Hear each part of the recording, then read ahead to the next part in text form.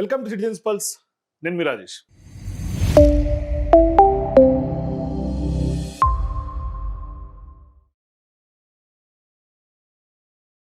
ఒకవైపు కేంద్రంలో జరుగుతున్నటువంటి పరిణామాలు, టీఎంసీ పార్టీలో ఇప్పుడు పెద్ద ఎత్తున వెస్ట్ బెంగాల్లో జరిగినటువంటి పరిణామాలు, మరోవైపు ఆ పార్టీ నుంచి 20 మంది ఎంపీలు బయటికి రావటం, మరోవైపు 2/3 మెజారిటీ ఎన్డీఏ కూటమి సంపాదించడం, ఇదంతా చూస్తుంటే కొంత నరేంద్ర మోదీకి మళ్ళీ ఏదైతే వాళ్ళు అనుకున్నటువంటి బిల్స్ పాస్ చేసుకోవటమైనా, లేదు అంటే వన్ నేషన్ వన్ ఎలక్షన్ కానీ, డీలిమిటేషన్ కానీ, కొన్ని వాళ్ళ టార్గెటెడ్ బిల్స్ని సక్సెస్ఫుల్గా పార్లమెంట్లో మూవ్ చేసుకునేందుకు ఒక అవకాశం దక్కినట్టుగా అయింది. అంటే వాళ్ళకు టార్గెట్ ఓరియంటెడ్గా రాజకీయాలు నడుపుతున్నారేమో బీజేపీ, నరేంద్ర మోదీ అని అనిపిస్తుంది.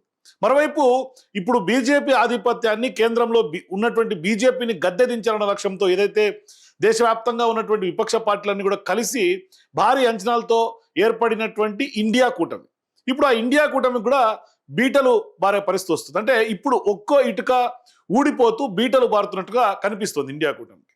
అంటే బీజేపీని ఓడించడానికి ఏర్పడినటువంటి కూటమిలో కూడా ఇప్పుడు దానికి సంబంధించినటువంటి మిత్రపక్షాలు ఒకరినొకరు అనుమానించుకునే పరిస్థితికి దారితీసినటువంటి పరిస్థితి. అసలు ప్రశ్న ఏంటంటే, బీజేపీ ఇండియా కూటమిని బలహీనపరుస్తోందా, లేదంటే కనుక కాంగ్రెస్ వైఖరే కూటమిని కొంత లోపల నుంచే ఖాళీ చేయిస్తోందా అన్న చర్చ ఇప్పుడు ఢిల్లీ రాజకీయాల్లో బలంగా వినిపిస్తోంది. ఎందుకంటే ఇండియా కూటమిలో జరుగుతున్నటువంటి పరిణామాలు, మరోవైపు కాంగ్రెస్ పెద్ద పార్టీ అయి ఉండొచ్చు ఇండియా కూటమిలో, కానీ అన్ని రాష్ట్రాల్లో అది ఒక ప్రధాన శక్తిగా కాదు.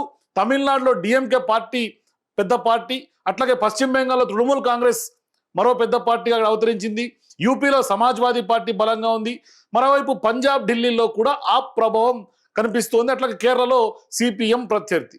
సో ఇట్లా ఉంటే ఇండియా కూటమి అనేది మాత్రం కాంగ్రెస్ నాయకత్వాన్ని అంగీకరించినటువంటి కూటమి కాదు, బీజేపీ వ్యతిరేకత కొంత అనే ఒకే ఒక ఎజెండా మీద రాజకీయ అవసరం కోసం ఏర్పడినటువంటి కూటమి. కానీ కాంగ్రెస్ మాత్రం కూటమి మన చుట్టూ తిరగాలి అన్నట్లుగానే వ్యవహరిస్తోందేమో అన్న అనుమానాలు, అసంతృప్తి మిత్రపక్షాల్లో పెరుగుతోంది రోజు రోజుకి. గతంలో కూడా ప్రధాన అభ్యర్థి గురించి పెద్ద ఎత్తున మిక్స్డ్ రియాక్షన్స్ వచ్చినాయి చాలా పార్టీల నుంచి. కానీ ఇప్పుడు తర్వాత కూడా భారీగా ఓటమి చవి చూసిన తర్వాత కూడా ఇవాళ ఇండియా కూటమిలో ఎటువంటి మార్పు కనిపించట్లా. ఇప్పుడు రాహుల్ గాంధీ వేసినటువంటి ఒకే ఒక హగ్ వ్యాఖ్య మరొక్కసారి ఆజ్యం పోసినట్టుగా అయింది. మరి అసంతృప్తిని బహిర్గతం చేసింది మరొకసారి. మరి కేరళ రాజకీయ వైరుధ్యం కారణంగా పినరయ్ విజయన్కు ఆలింగనం చేసుకోలేనంటూ కూడా రాహుల్ గాంధీ చేసినటువంటి వ్యాఖ్యలపైన ఇప్పుడు సిపిఎం నాయకత్వం తీవ్ర స్థాయిలో స్పందిస్తోంది. మరోవైపు పినరయ్ విజయన్ కూడా మోదీ ఆలింగనం చేసుకున్న ఫోటోలు ప్రపంచం చూసింది. ఇప్పుడు సమస్య అంతా హగ్గుతో కాదు, ఆ వ్యాఖ్యలు వెనుకున్నటువంటి రాజకీయ ఉద్దేశం అని కూడా స్పష్టంగా చెప్తున్నారు. ఒకసారి దానికి సంబంధించినటువంటి ట్వీట్, ఎంఏ బేబీ చేసినటువంటి ట్వీట్ ఒకసారి మీకు చూపించే ప్రయత్నం చేస్తా. ఇక్కడ సిపిఐఎం సంబంధించినటువంటి సీనియర్ నాయకులు ఎంఏ బేబీ చెప్తున్నారు, nobody is asking Rahul Gandhi to hug Pinarayi Vijayan. On the contrary, all that we're asking is that he stop being a felicitator for the ED and the Modi government by demanding the arrest of Pinarayi Vijayan and other opposition leaders. This is not the job of leader of the opposition అంటూ కూడా రాహుల్ గాంధీకి counter చేసినటువంటి పరిస్థితి. అంటే రాహుల్ గాంధీయే ఇవాళ నరేంద్ర మోదీకి కొంత encourage చేస్తున్నాడు, నరేంద్ర మోదీని కొంత సహకరిస్తున్నారు. అంటే పినరయ్ విజయన్ గారిని ఈడీ ద్వారా అరెస్ట్ చేయించాలని నరేంద్ర మోడీకి ఫెలిసియేట్ చేస్తున్నాడు. ఇది లీడర్ ఆఫ్ అపోజిషన్ చేసే పని కాదు అంటూ కూడా ఆయన స్పష్టంగా కౌంటర్ చేస్తూ ఉన్నారు. సో ఇక్కడ వాస్తవానికి కూడా వ్యక్తిగత సంబంధాల గురించి కాదు, కూటమి రాజకీయాల గురించి ప్రశ్నిస్తూ ఉన్నారు. జాతీయ ప్రధాన కార్యదర్శిగా ఉన్నటువంటి ఎంఏ బేబీ ఇందాక మీకు ట్వీట్ చూపించినట్టుగా చాలా ఘాటుగా స్పందించారు ఆయన. అంటే కమ్యూనిస్టులకు హక్కుతో అవసరం లేదు, నిజాయితీ రాజకీయాలు కావాలి అని కూడా తేల్చి చెప్తున్నట్లుగా మనకు స్పష్టంగా కనిపిస్తుంది. ఇంకా కూడా బృందా కారత్ లాంటి వాళ్ళు కూడా మీ హక్స్ మీ దగ్గరే పెట్టుకోండి, కానీ విపక్ష నాయకుల్ని గౌరవించండి అంటూ కూడా ఆమె కూడా హితవు పలికినటువంటి పరిస్థితి. అంటే ఇది సాధారణ ప్రతిస్పందన అయితే కాదు. అంటే కాంగ్రెస్ పెద్దన్న పాత్రను మిత్రపక్షాలు తిరస్కరిస్తున్నటువంటి పరిస్థితికి వచ్చేసింది. అంటే అది ఆ టైప్గా సింబాలిక్గా కనిపిస్తోంది.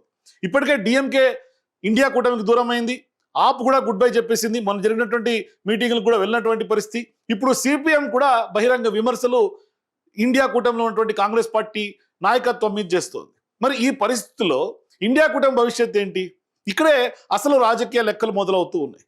అంటే తమిళనాడులో దశాబ్దాల పాటుగా కలిసి నడిచినటువంటి డిఎంకే కాంగ్రెస్ సంబంధాలు దెబ్బతిన్నాయని రాజకీయ విశ్లేషకులు స్పష్టంగా చెప్తూ ఉన్నారు. వెన్నుపోటు రాజకీయాలు చేశారని కూడా డిఎంకే ఇప్పటికే బహిరంగ విమర్శలు చేసింది. మరోవైపు పెద్ద ఎత్తున డిఎంకే వర్గాల అసంతృప్తి వ్యక్తమవుతోంది. ఈ మధ్య కాలంలో జరిగినటువంటి ఇండియా కూటమి సమావేశానికి కూడా డిఎంకే హాజరు కాకపోవడం కూడా ఈ సంకేతాలకు కొంత మరింత బలం చేకూరుస్తోంది. మరోవైపు ఆప్ కూడా ఇప్పటికే స్పష్టంగా దూరం అయిపోయింది. అంటే బీజేపీతో పోరాడాల్సినటువంటి కూటమి ఇప్పుడు కాంగ్రెస్తో ఎలా వ్యవహరించాలో ఆలోచన చేసే పరిస్థితికి వచ్చేసింది. అంటే వాళ్ళందరూ కూడా కన్ఫ్యూజన్ స్టేట్లోకి వెళ్ళిపోయారు.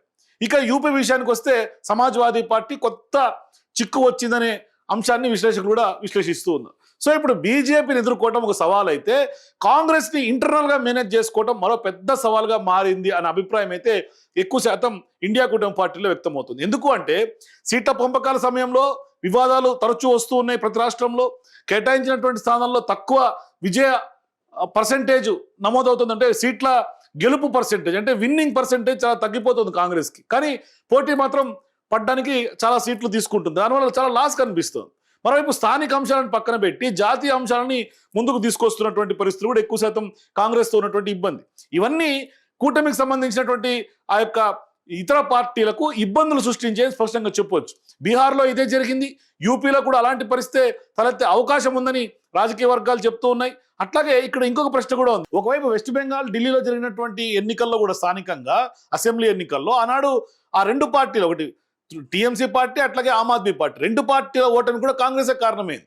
సో ఇక్కడ ఇంకో ప్రశ్న వస్తుంది. కాంగ్రెస్ నిజాయితీగా బీజేపీని ఓడించాలనుకుంటోందా, లేదంటే కనుక తన ఆధిపత్యాన్ని నిలబెట్టుకోవడమే ప్రధాన లక్ష్యంగా కనిపిస్తోందా కాంగ్రెస్ పార్టీకి అని? ఎందుకు అంటే కేజ్రీవాల్ విషయంలో ఒక వైఖరి, కేరళ పినరయ్ విజయన్ విషయంలో మరొక వైఖరి, ప్రాంతీయ పార్టీలతో వ్యవహరించే తీరు ఇంకోలా ఉంటే అది చివరికి ఎవరికి లాభం చేస్తుంది అనే ప్రశ్న ఇప్పుడు మిత్రపక్షాల్లో ఇండియా కూటమికి సంబంధించినటువంటి పార్టీలో వినిపిస్తుంది. అంటే రాజకీయాల్లో సామెత ఉంటుంది, ప్రధాన శత్రువును మర్చిపోయి మిత్రులనే వీక్ చేస్తూ ఉంటే చివరికి లాభపడేది ప్రత్యర్థే. కాబట్టి ఇప్పుడు ఇండియా కూటమిలో కూడా అదే జరుగుతుందేమో అని అనుమానాలు కలుగుతూ ఉన్నాయి. అంటే అవే సందేహాలు కూడా వ్యక్తమవుతూ ఉన్నాయి.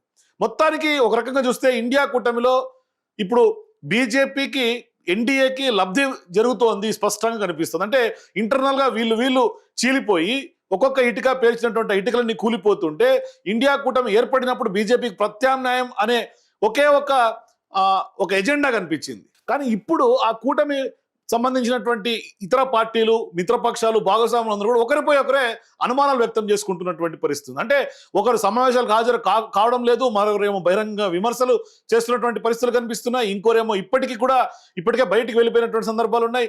ఇలాంటి పరిస్థితుల్లో స్ట్రాంగ్గా మోదీ ఓటమికో లేకుంటే ఎన్డీఏ గెలుపుకు కారణం కాకుండా ఓటమి చవి చూడాల్సినటువంటి, అంటే ఓడించడానికి ముందు ఉండాల్సినటువంటి ఇండియా కూటమి వాళ్ళ ఇంటర్నల్గా పొడుచుకుంటున్నటువంటి సందర్భాలు ఉన్నాయి. అంటే ఇండియా కూటమి తన అంతర్గత వైరుధ్యాలని ఖచ్చితంగా బీజేపీని ఓడించాలంటే అధిగమించాల్సినటువంటి అవసరం ఉందని అభిప్రాయం ఎక్కువ శాతం పొలిటికల్ వర్గాల్లో వినిపిస్తుంది. లేకపోతే బీజేపీని ఓడించడానికి ఏర్పడినటువంటి కూటమి చివరికి బీజేపీకే రాజకీయ లబ్ధి చేకూర్చే వేదికగా మారే ప్రమాదం ఉందనేది చాలా మంది పొలిటికల్ పండిట్స్ ఎక్స్ప్లెయిన్ చేస్తున్నారు. మరి ఇప్పుడు దేశ రాజకీయాలు అసలు ప్రశ్న ఒకటే, ఇండియా కూటమిని బీజేపీ బలహీనపరుస్తోందా, లేదంటే కాంగ్రెస్ వైఖరే ఇవాళ కూటమి పునాదుల్ని కూల్చేస్తోందా అని? దానికి సమాధానం ఖచ్చితంగా రాబోయే రోజుల్లో రాష్ట్ర ఎన్నికలు, ఇంకొక 5 రాష్ట్రాల ఎన్నికలు ఉన్నాయి కూడా ఖచ్చితంగా తెలిసే అవకాశాలు ఉన్నాయి. మొత్తం మీద మొన్న జరిగినటువంటి 5 రాష్ట్రాల ఎన్నికల్లో అయితే మాత్రం స్పష్టంగా ఇండియా కూటమి యొక్క అంటే చీలికైతే స్పష్టంగా కనిపిస్తోంది. తరచూ ఇటువంటి చీలికలు, బహిరంగ విమర్శలు కనిపిస్తున్నటువంటి నేపథ్యంలో భవిష్యత్తులో ఇండియా కూటమి కలిసి ఎంతవరకు అడుగులు వేసే అవకాశం ఉంటుంది? మరి నిజంగానే ఈ యొక్క కూటమి కాంగ్రెస్ వైఖరితోటి బీజేపీ లబ్ధి పొందుతోందా? మీ అభిప్రాయాల కింద కామెంట్స్ చెప్పండి. For more videos please watch citizens pulse.